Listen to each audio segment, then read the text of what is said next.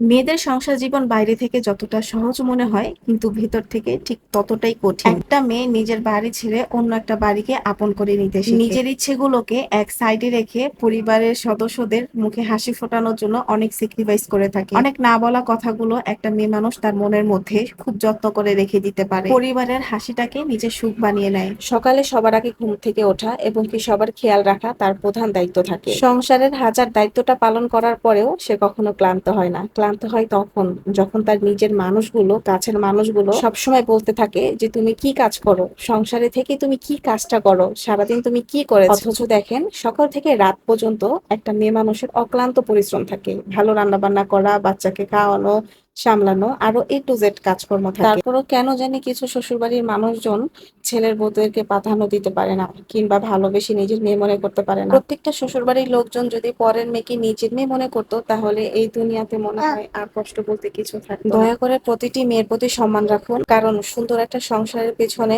প্রত্যেকটা মেয়ের অনেক পরিশ্রম এবং কি স্যাক্রিফাইস থাকে।